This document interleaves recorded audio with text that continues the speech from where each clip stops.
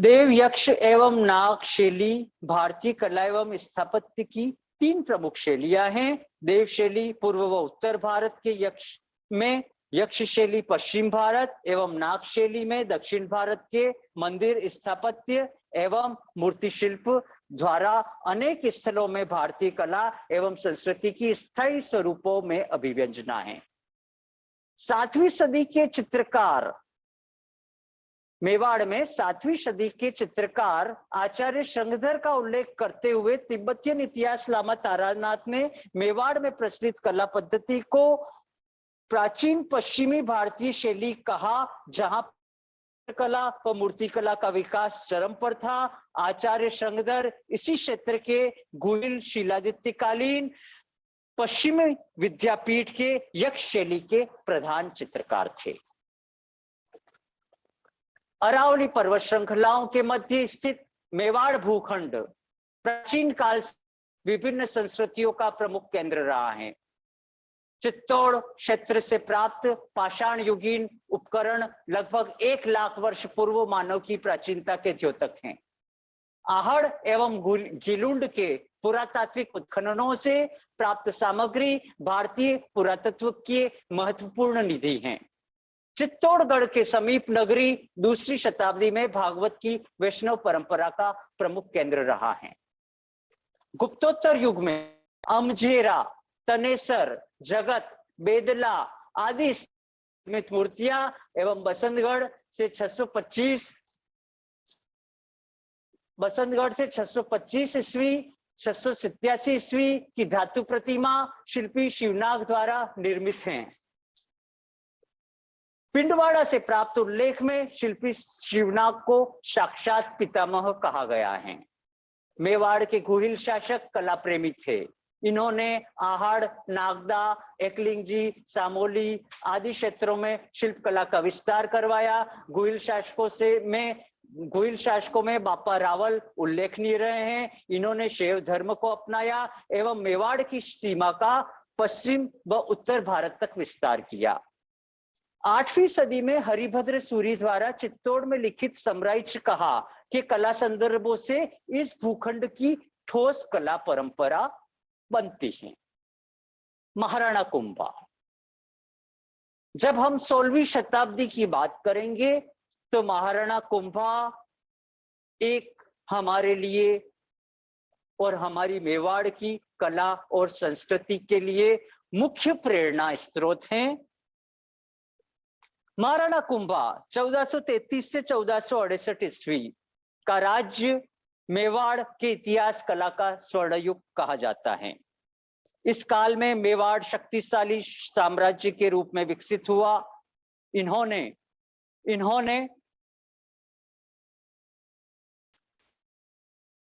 Hello, हाँ,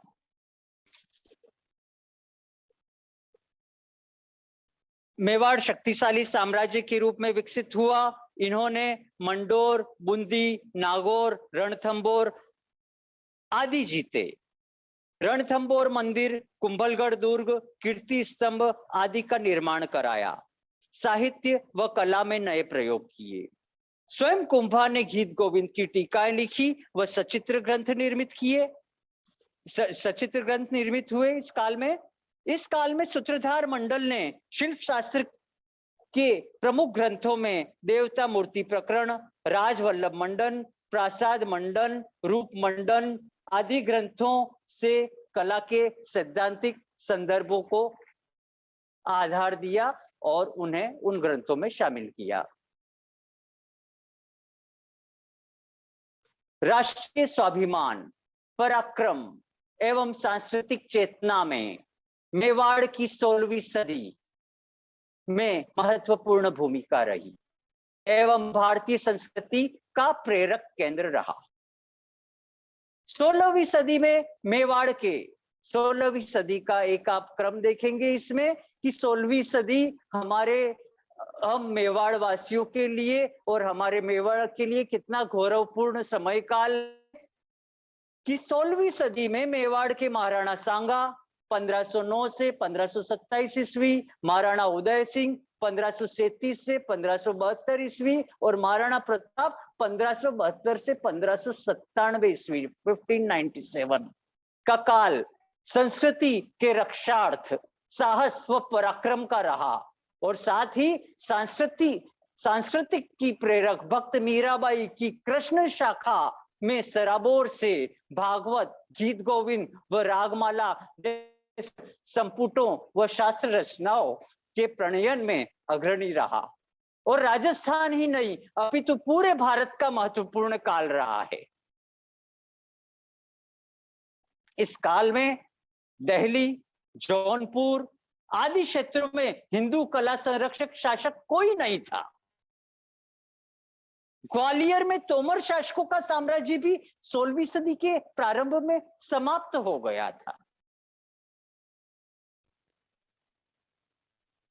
मतलब हम यहां पर ये देख रहे हैं कि महाराणा सांगा, उदय सिंह और महाराणा प्रताप का जो काल है, ये किस तरह से इन तीन महाराणाओं के द्वारा हमारी पूरी शताब्दी का एक गौरव बन जाता है। 16वीं शताब्दी का महाराणा संग्राम सिंह सांगा का राज्यकाल 1505 से 1527 साहस व वीरता के लिए प्रसिद्ध रहा। उन्होंने ग्वालियर, धौलपुर एवं बयाना प्रदेश को हस्तगत कर लिया था। उनकी महत्वपूर्ण घटनाएं मालवा, गुजरात व दिल्ली के सुल्तानों को कई बार हराने की है, कई बार हराया। महाराणा सांगा ने विदेशी आक्रमणकारियों के विरुद्ध भारत की अनेक रियासतों के राजाओं को एकजुट किया। मतलब हमारे महाराणा सांगा का पराक्रम इसी बात से सिद्ध होता है कि महाराणा सांगा मेवाड़ के वो शासक हैं जिन्होंने उस कालक्रम में संपूर्ण उत्तर भारत की अनेक राजाओं की रियासतों को अपने सीधे अपने कंट्रोल में रखा और उन सभी राजाओं की भी मान्यता सूर्यवंशी और कुशवंशी होने की वजह से हमारे मेवाड़ के प्रति सदा बनी रही हैं।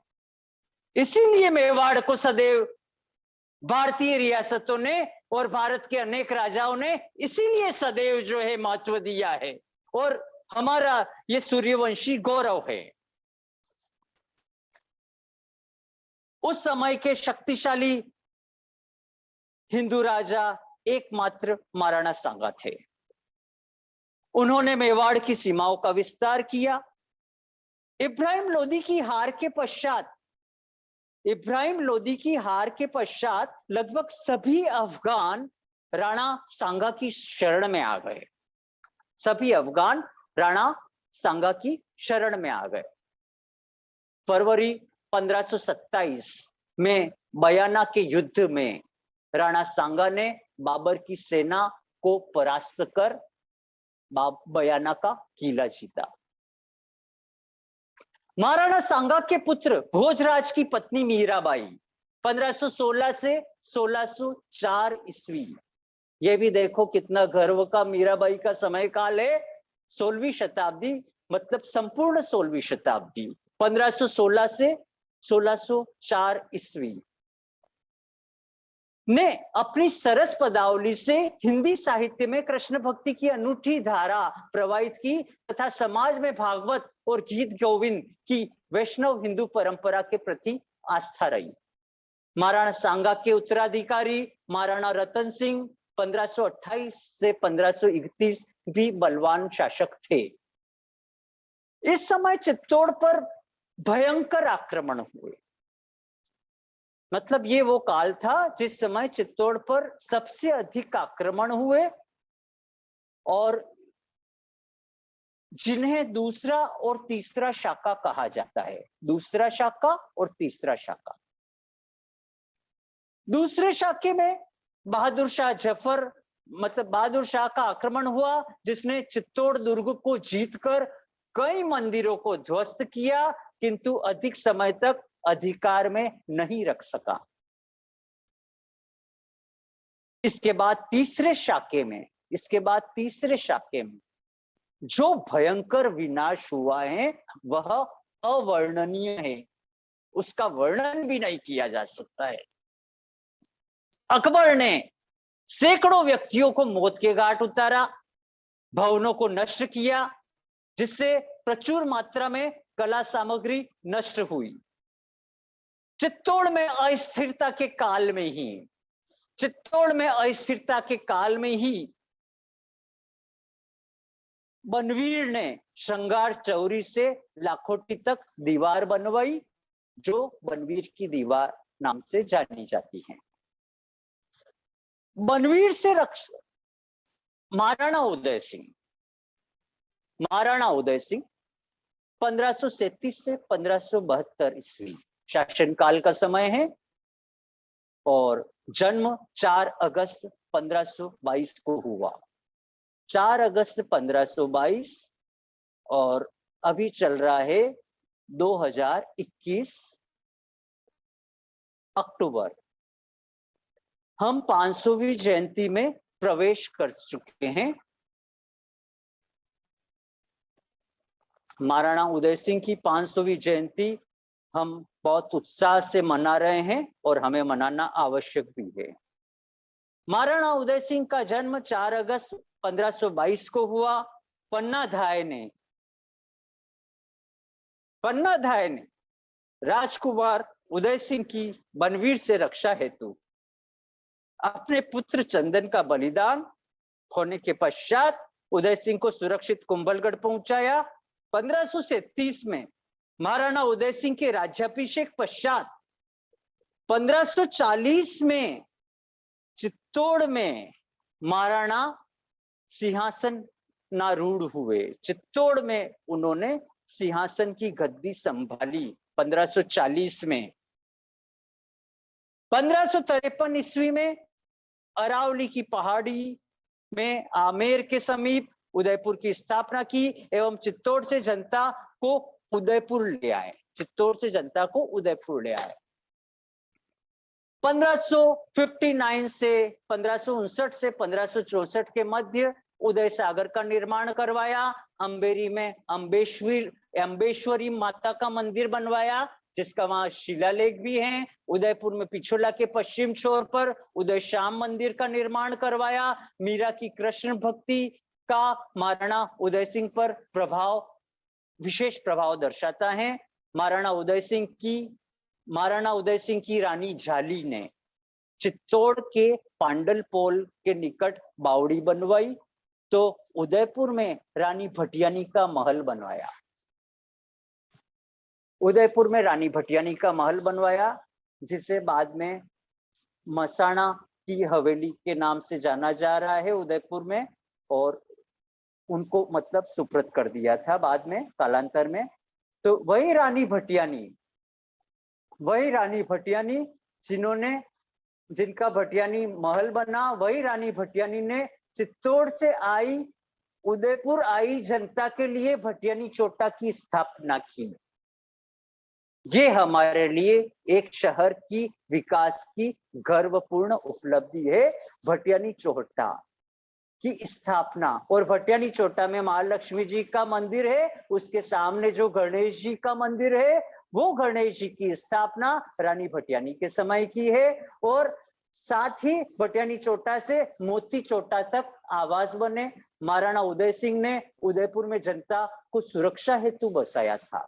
महाराणा उदय सिंह ने उस समय उदयपुर को राजधानी नहीं बनाया, अपितु जनता को सुरक्षा हेतु बसाया एवं स्वयं गोगुंदा के राजमहल का जीर्णोद्धार करवाकर गोगुंदा को ही अपनी राजधानी बनाया। उदयपुर में नौचौकी सहित पानेरा, रायांगण, नेका की चौपाल, पांडे की ओवरी, जनाना रावला जिसको कोठार कहते हैं, आदि निर्माण कार्य महाराणा उदय सिंह ने करवाए।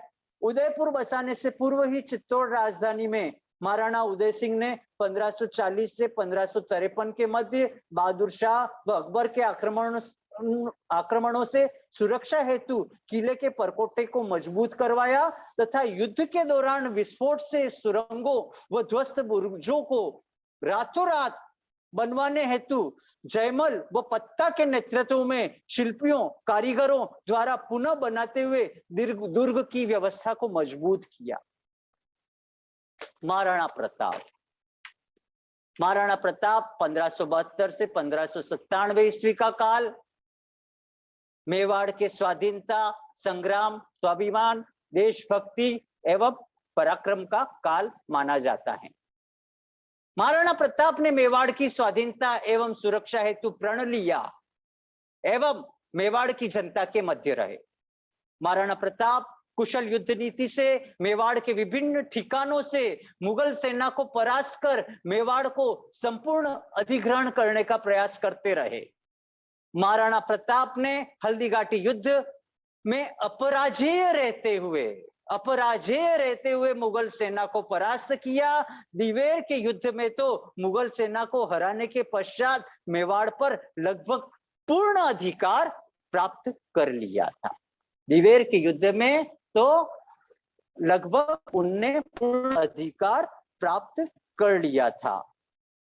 महाराणा प्रताप के साथ राणा पुंजा, राणा चुंडा, हकीम का सूरी, भामाशाह आदि महाराणा प्रताप के काल के अनेक ऐसे सेना नायक स्वाधीनता के रक्षक कहलाए। महाराणा प्रताप ने कमलनाथ मंदिर के ऊपर पठार पर आवरगढ़ दुर्ग बनवाया। इसका परकोटा 20 किलोमीटर के घेरे में बना हुआ है।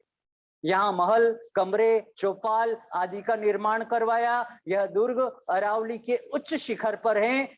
चावंड से पूर्व, मतलब चावंड को अपनी राजधानी बनाने से पूर्व यह स्थान प्रताप की गुप्त राजधानी रहा होगा।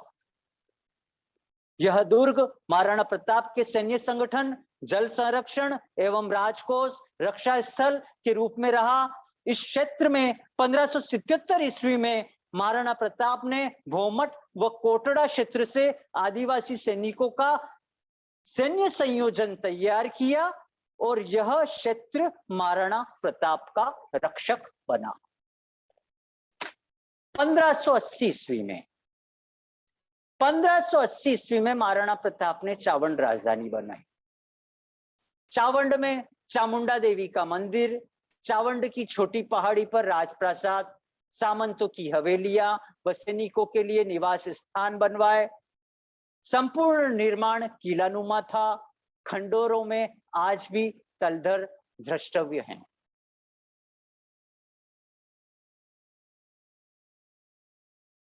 इसी प्रकार मायरा की गुफा महाराणा प्रताप के शस्त्रागार के रूप में उपयोग में आती थी। यहाँ प्रतापकालीन महल व खंडर भी हैं।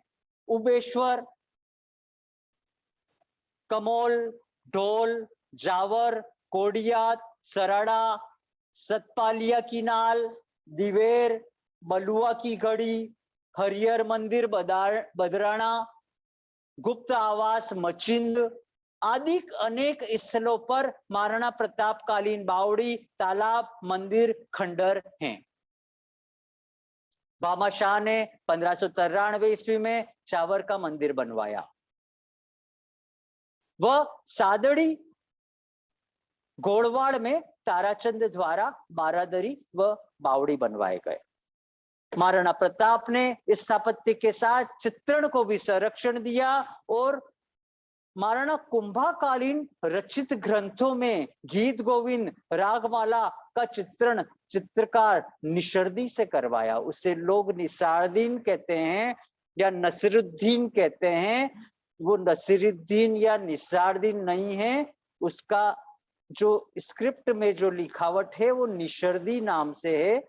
और ये जो है इस संदर्भ का उल्लेख मेरे पिताजी आदरणीय डॉक्टर राधाकृष्ण वशिष्ठ जी ने दिया है और उन्हीं की स्मृति स्वरूप में ये आलेख आपके समक्ष प्रस्तुत कर रहा हूं।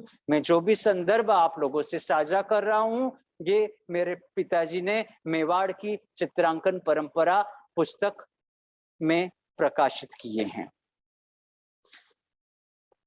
महाराणा कुंभाकालीन रचित ग्रंथों में ये इनका निर्माण करवाया और चित्रकार निसर्दी द्वारा, जिसके फलस्वरूप महाराणा प्रताप काल में मेवाड़ शैली के प्रारंभिक चित्र स्थानीय तत्वों को आत्मसात कर भारतीय शास्त्रीय शैली के रूप में प्रतिनिधित्व करती है। महाराणा प्रताप का मेवाड़ की स्वाधीनता हेतु अकबर से संघर्ष एवं अपराजय रहते हुए मेवाड़ में चावंड को राजधानी बनाना, मेवाड़ के ठिकानों को मुगलों से मुक्त कराना। वास्तव में महाराणा प्रताप की विजय, पराक्रम, सफल युद्ध नीति के साथ उनका नेतृत्व आम जन हेतु आदर्श बना और संपूर्ण भारत में ही नहीं अपितु विश्व के भी अनेक स्थानों में स्वाधीनता और स्वाभिमान के प्रतीक के रूप में महाराणा प्रताप का स्मरण किया जाने लगा।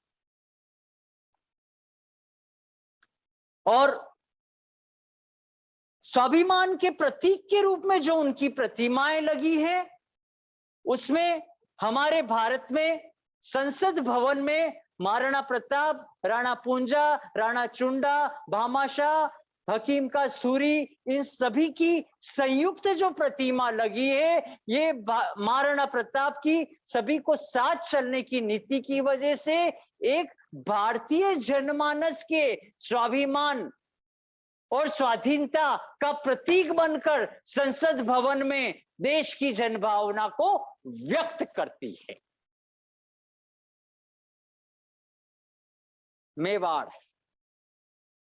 मेवाड़ एवं मुगलों का संघर्ष चलता रहा। मतलब महाराणा प्रताप का स्वाभिमान के प्रतीक के रूप में स्मरण किया जाने लगा और प्रताप के व्यक्तित्व को स्मृत कर, प्रताप के व्यक्ति को स्मृत कर उनकी प्रतिमाएं एवं चित्र भी, जहां जहां प्रताप की प्रतिमा लगती है आज भी विश्व में, भारत में, जहां जहां प्रताप के चित्र लगते हैं आज भी भारत में, विश्व में, तो वो चित्र भी, केवल चित्र भी स्वाभिमान व स्वाधीनता के प्रतीक बनकर आम जन को गौरव की अनुभूति करवाते हैं। मेवाड़ एवं मुगलों का संघर्ष चलता रहा। महाराणा अमर सिंह 1597 से 1620 ने भी वर्षों तक युद्ध किया, किंतु कालांतर में 1615 ईस्वी में ही उदयपुर को मेवाड़ की राजधानी बनाया। उससे पूर्व महाराणा अमर सिंह ने उदयपुर में अनेक निर्माण कार्य किए। महाराणा उदय सिंह ने उदयपुर स्थापना की नींव रखकर नौचुकी, पानेरी आदि बनवाए। वहीं अमर सिंह ने बड़ी पोल व अमर महल बनवाया, जो आज हम बड़ी पोल देख रहे हैं हमारे राजप्रासाद में, और अमर महल उसी के पास में, जिसमें भित्ति चित्र के भी प्रमाण मिलते हैं। इसके साथ गणेश ड्योढ़ी, मोती चौकी, खासा रसोड़ी जो जनाना ड्योढ़ी के पास, आदि के निर्माण कार्य करवाए। महाराणा अमर सिंह ने पिछोला झील पर घाटों का निर्माण भी करवाया एवं पश्चिम किनारे, मतलब इस तरफ के घाटों का निर्माण भी करवाया, पूर्वी तट के जिधर महल है, एवं पश्चिम किनारे के घाटों का भी निर्माण करवाया।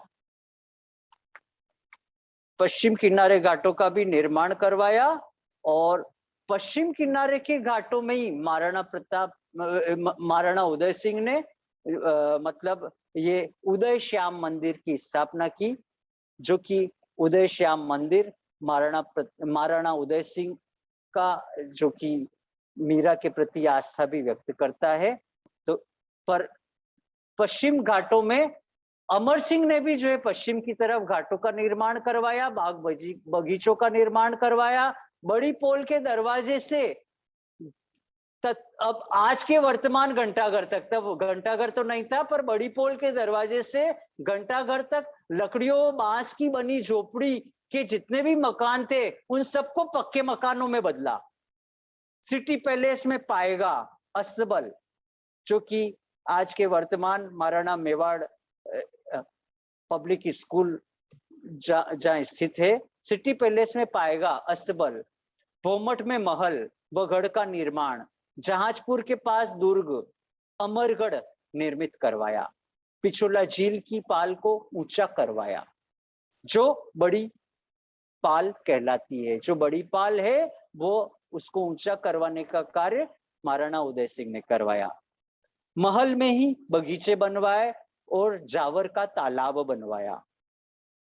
चावंड में महाराणा प्रताप की छतरी बनवाई, जो कि 8 खंभों की छतरी है महाराणा प्रताप की, और सफेद पाषाण में बनवाई। और ये इतनी खूबसूरत छतरी बनवाई जो कि मेवाड़ के शिल्प एवं स्थापत्य के शास्त्रीय स्वरूपों को दर्शाती है। इसी के साथ कुछ संदर्भ चित्रों के भी मैं साथ में दे रहा हूं।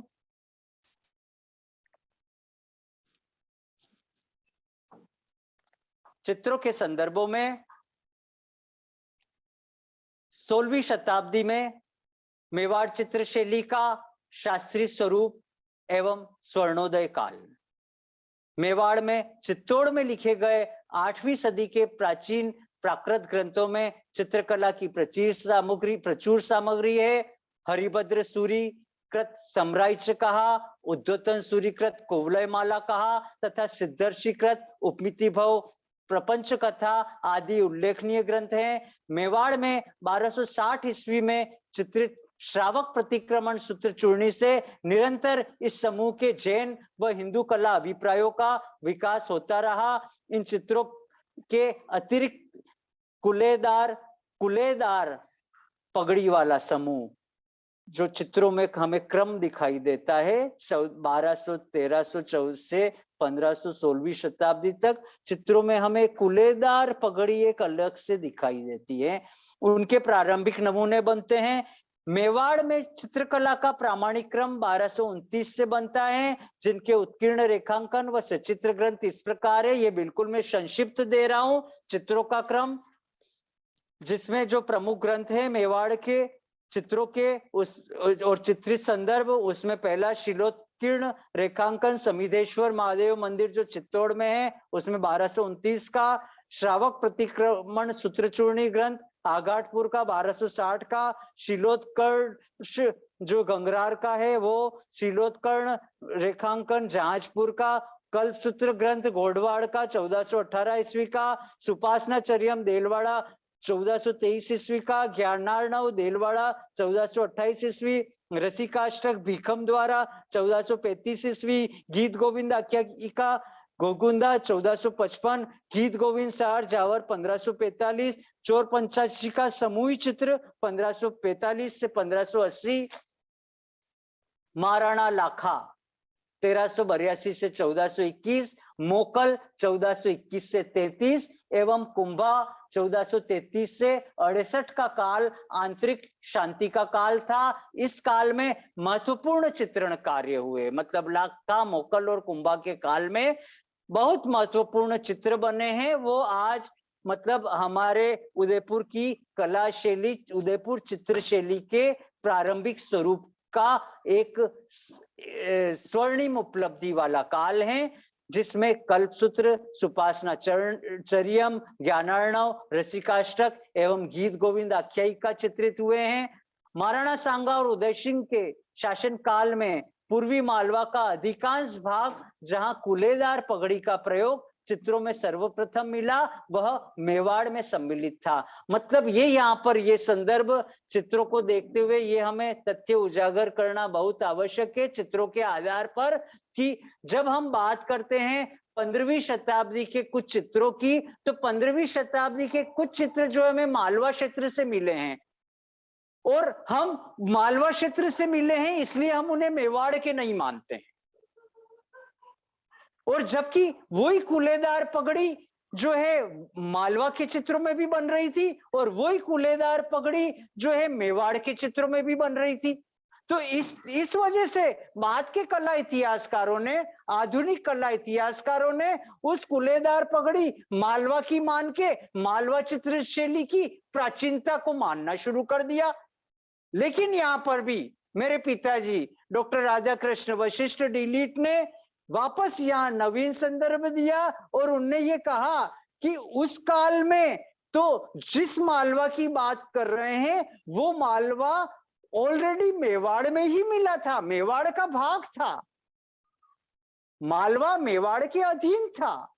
तो इसलिए वहां पर जो कुलेदार पगड़ी चित्रों में बन रही है वो मालवा की नहीं, वह भी मेवाड़ की ही कहलाती है। इसलिए वह मेवाड़ चित्र शैली के ही चित्र कहलाएंगे। कुलेदार पगड़ी का प्रयोग चित्रों में सर्वप्रथम मिला, वह मालवा का अधिकांश भाग मेवाड़ में सम्मिलित था।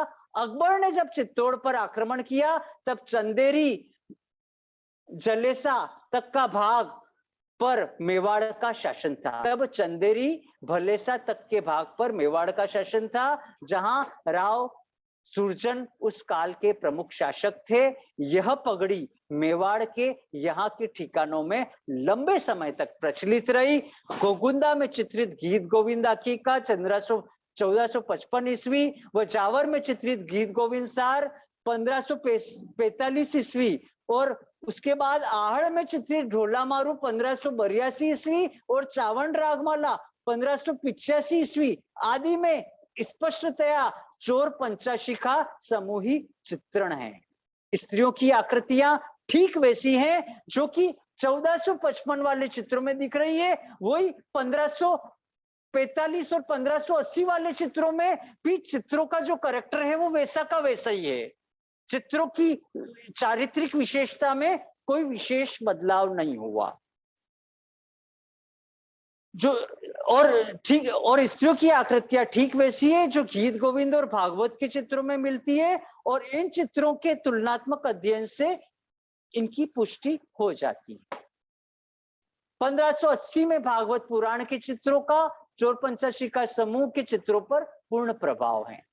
कालांतर में मतलब 1450 से हम 1550 की ओर जो बढ़ रहे हैं, मतलब ये जो हम महाराणा कुंभा से देखते देखते महाराणा उदय सिंह काल में जब आ रहे हैं, इन 100 वर्षों में जो चित्र विशेषता में केवल एक परिवर्तन हुआ, वो मुख्य ये हुआ कि चित्रों में परली आंख, एक तरफ वाली आंख गायब कर दी गई, जबकि उससे पहले वाले चित्रों में जैन अपभ्रंश शैली के चित्रों के समान परली आंख चित्रों में दिखाई जाती थी। लेकिन लगभग 1550 तक आते आते, मतलब भागवत पुराण के जो चित्र बने हैं वहां तक आते आते चित्रों की चारित्रिक विशेषता में एक तो एक तरफ की आंख जो दिखती थी वो गायब कर दी, और एक उसके साथ साथ उसकी कलम और उसकी मिठास और उसमें भारतीय शास्त्रीय पद्धति का और एक सुंदर मिश्रण और विकास 1550 तक के चित्रों में किया गया है। मेवाड़ के मतलब कालांतर में परली आंख हट गई एवं सुदृढ़ चित्रण परंपरा की स्थापना दिखाई देती है। मेवाड़ के शैलीगत स्थानीय कला रूपों का शास्त्रीय पक्ष चित्र पुस्तिकाओं सहित द्विआयामी चटक रंग 1540 से 1575 में चित्रकार सा नाना और सा मीठा के भागवत के चित्रण से प्रारंभ हो जाता है। मतलब ये चित्र जब हम देखेंगे तो इनका एक अलग ही एक शास्त्रीय महत्व हमें दिखलाई देता है। और महाराणा उदय सिंह 1535 से 72, महाराणा प्रताप 1572 से 1597, महाराणा अमर सिंह 1597 से 1620, महाराणा करण सिंह 1620 से 1628 और महाराणा जगत सिंह प्रथम 1628 से 1652 ईस्वी के राज्यकाल से मेवाड़ के चित्रकारों ने, मतलब ये इंपॉर्टेंट इतना काल है कि इस काल तक में मेवाड़ के चित्रकारों ने भारतीय संस्कृति के वैभव अनुरूप कथानकों व कथा वस्तु को साकार रूप देकर उत्कृष्ट कलाकृतियों के निर्माण में चित्र संपुटों की रचना की है। अतः सार गर्भित में वक्तव्य कहना चाह रहा हूं। अतः उपरोक्त इन सभी संदर्भों और तथ्यों से स्पष्ट हो जाता है कि कुलेदार समूह के चित्र मेवाड़ भूभाग में अधिक बने। जैसे हम मालवा के कह रहे थे, वो भी उस टाइम मेवाड़ के शासन में के अंतर्गत थे, इसलिए इसलिए मेवाड़ भूभाग में अधिक चित्रित हुए। मेवाड़ की कला, स्थापत्य एवं सांस्कृतिक वैभव में, बहुत ये सारगर्भित बात है यहाँ पर कि मेवाड़ की कला, स्थापत्य और यहाँ के सांस्कृतिक वैभव में महाराणा कुंभा का वैष्णव दर्शन, धर्मोपासना, शास्त्रीय ग्रंथों की रचना, महाराणा सांगा द्वारा मेवाड़ की सीमाओं का विस्तार, उनके पुत्र भोजराज की पत्नी मीरा की कृष्ण भक्ति, पन्नाध्याय का त्याग, चंदन का बलिदान, जयमल और पत्ता का चित्तौड़ दुर्ग की सुरक्षा हेतु संघर्ष और महाराणा उदय सिंह द्वारा मेवाड़ की सुरक्षा व्यवस्था सुदृढ़ करने हेतु शिल्प, स्थापत्य एवं उदयपुर की स्थापना, शिल्प स्थापत्य में उनका योगदान और उदयपुर की स्थापना तथा महाराणा प्रताप का हिंदुत्व में निष्ठा के साथ स्वाधीनता हेतु संघर्ष और कुशल रणनीति, राष्ट्र प्रेम आदि आदि स्पष्ट प्रमाण है कि 16वीं सदी में उत्तरी भारत में मेवाड़ भूखंड, स्पष्ट प्रमाण है कि 16वीं सदी में उत्तरी भारत में मेवाड़ भूखंड ही भारतीय शास्त्रीय शैली एवं भारतीय संस्कृति का प्रमुख केंद्र रहा है। जय क्लिंगनाथ, जय मेवाड़, जय हिंद, जय मां भारत। धन्यवाद सर, आपने इतने बहुमूल्य विचार आर्किटेक्चर और आर्ट बेसिकली जो है चित्रकला के ऊपर रखे। हम इसके लिए बहुत बहुत धन्यवाद ज्ञापित करते हैं आपको। इसके बाद क्वेश्चन आंसर सेशन है। आप जो भी पार्टिसिपेंट कोई क्वेश्चन करना चाहते हैं तो हमें चैट पे लिख सकते हैं, सर अवेलेबल हैं आंसर्स देने के लिए, आपकी जिज्ञासाओं को शांत करने के लिए। सर जब तक क्वेश्चन आते हैं, मेरे मन में भी एक क्वेश्चन है। Yes madam. बेसिकली सर हम जैसे सिटी पैलेस की बात करें तो यहाँ पर म्यूजियम में एक पेंटिंग गैलरी है और पेंटिंग गैलरी में हम लोग देखते हैं कई बार कि टूरिस्ट आते हैं, पेंटिंग्स को देखा और निकल जाते हैं। कई बार वो उस चीज से कनेक्ट नहीं कर पाते क्योंकि पेंटिंग और विजुअल आर्ट आपका स्पेशलाइजेशन है।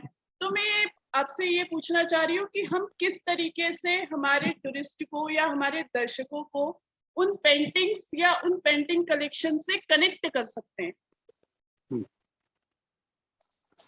बहुत महत्वपूर्ण बात कही है।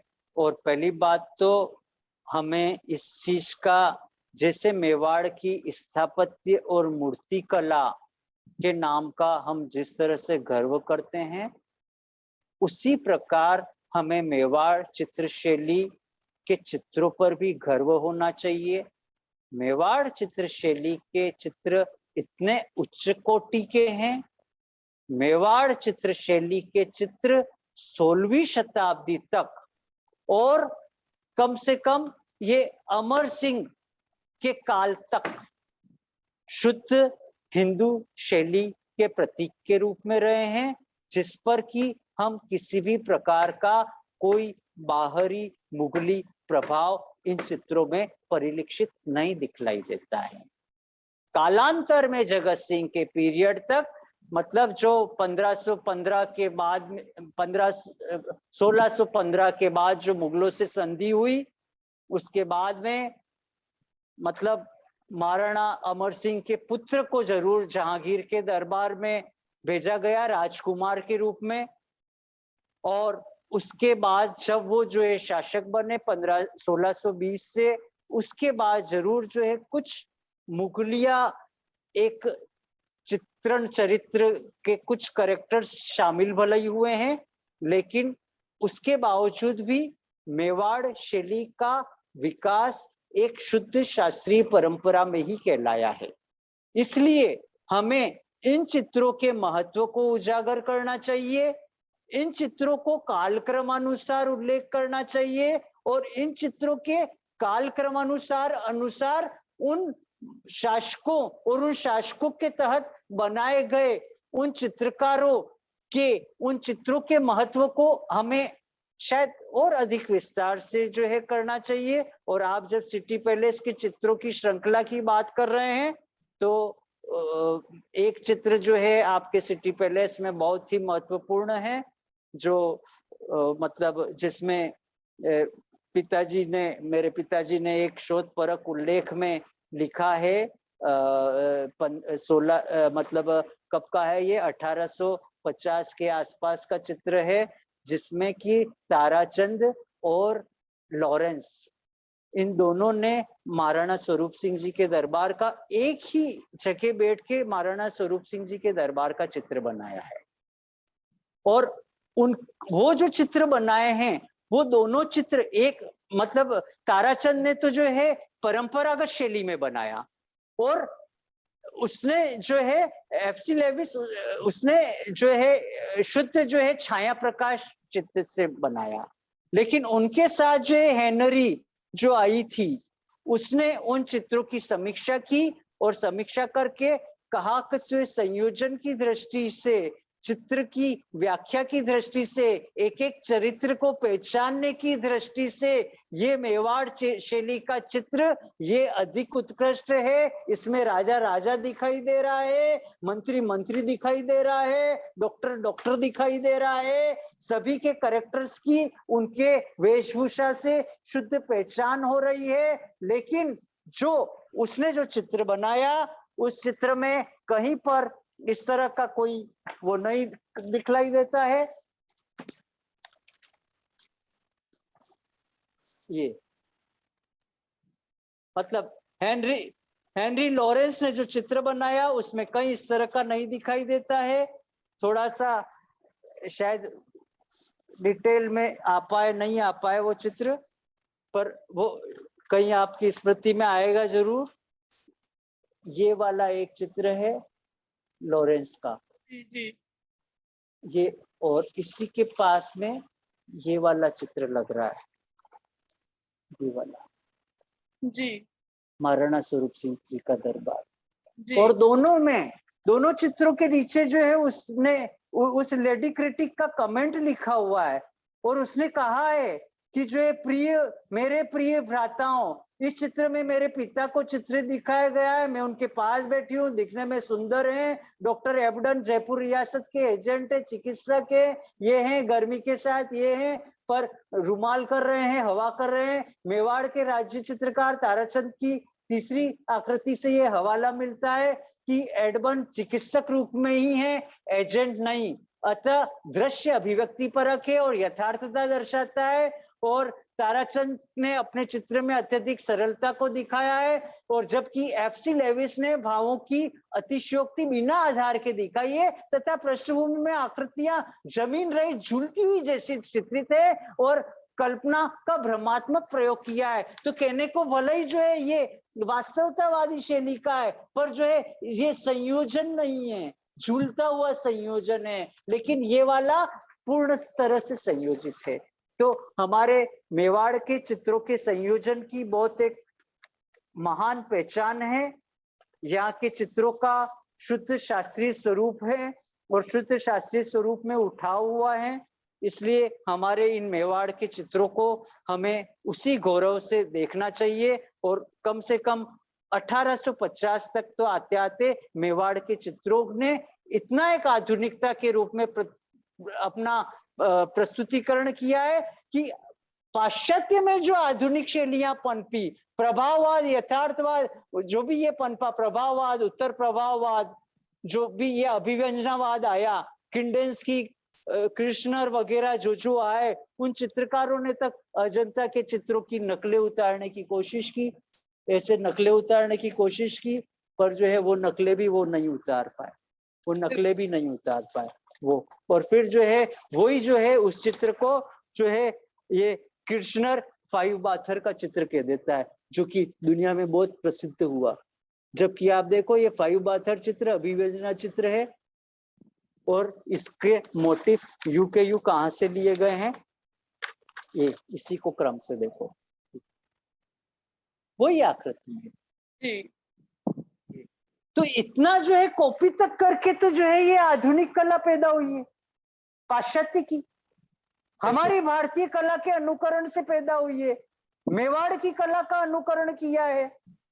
तो इसलिए हमारी इस द्विआयामी पद्धति को आधुनिक मानना चाहिए और हमें हमारी भारतीय चित्र शैलियों को, भारतीय मूर्ति कला को, भारतीय स्थापत्य की परंपरा को हमें एक नई कला शिक्षा नीति के तहत हमें इनकी शिक्षा को उसी परंपरागत तरीके से पुनः हमारी शिक्षा में ऐड करना चाहिए, ताकि कि जो ये चित्रकार विलुप्त हो रहे हैं मेवाड़ शैली के, स्थापत्य मूर्तिकार, ये शब्द जिस तरह से विलुप्त हो रहे हैं, हमने अभी सही मौका है, हमने उचित संरक्षण नहीं दिया तो हमें आने वाले समय में मेवाड़ चित्र शैली की चित्रकारी नहीं मिलेगी।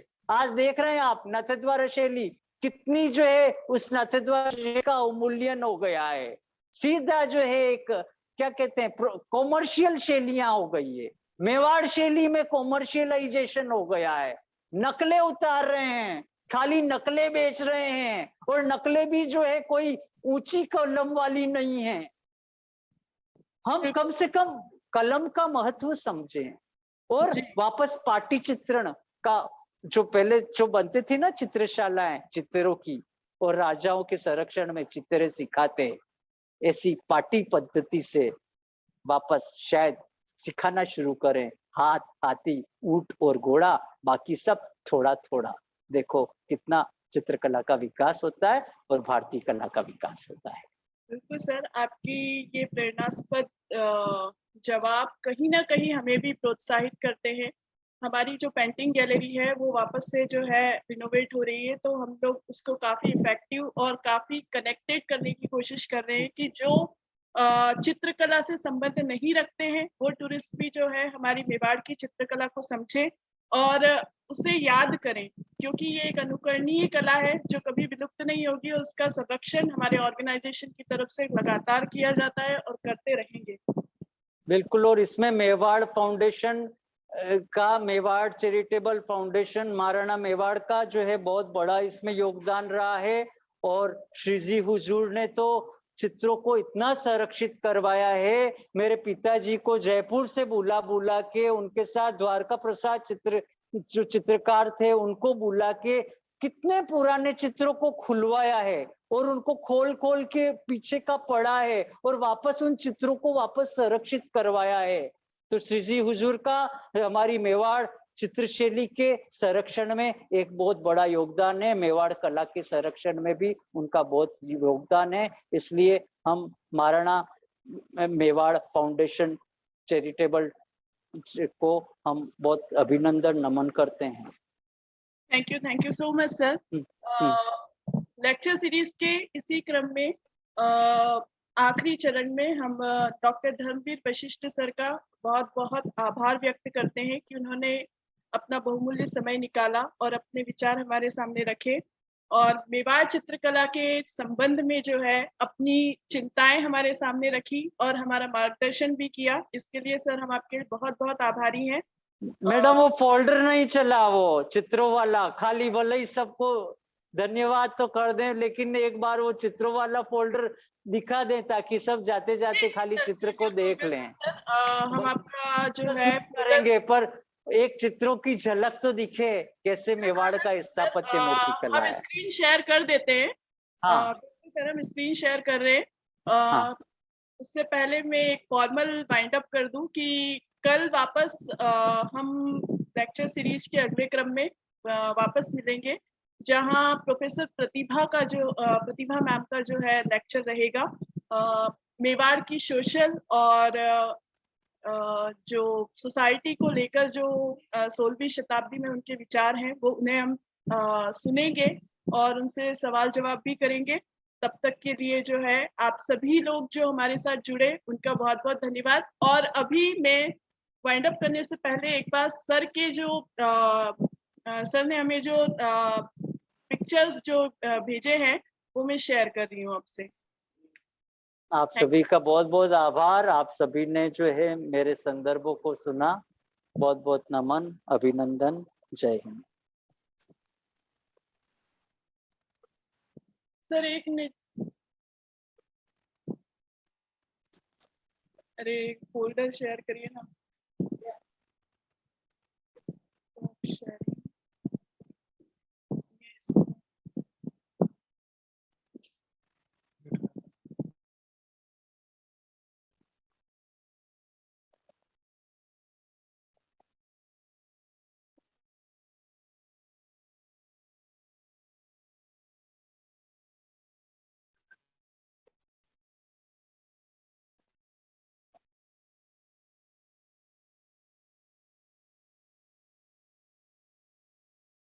मैं इसके साथ ही जब तक आप फोल्डर शेयर कर रहे हैं तब तक मैं इस जो मैंने लेख लिखा है और इसमें जो मैंने संदर्भ दिए हैं उन संदर्भों हेतु मैं आदरणीय गिरीशनाथ जी माथुर साहब को भी हार्दिक नमन करता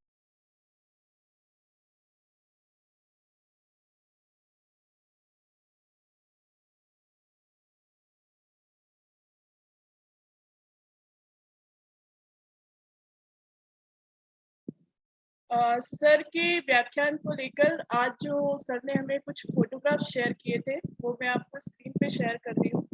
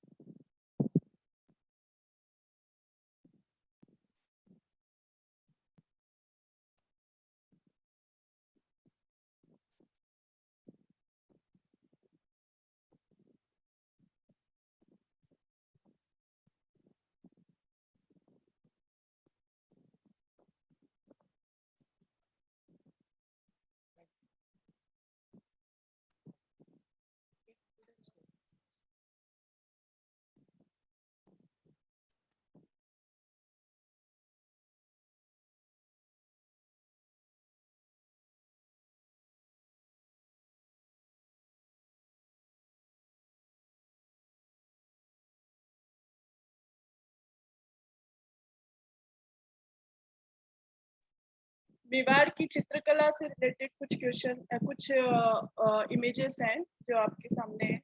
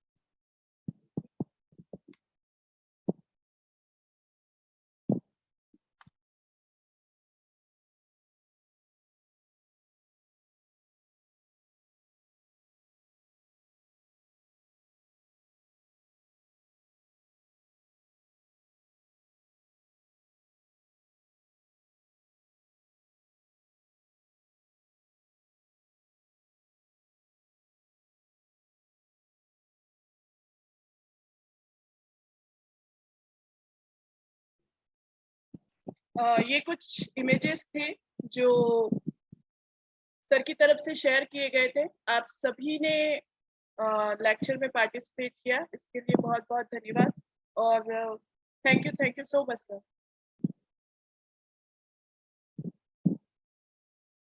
करो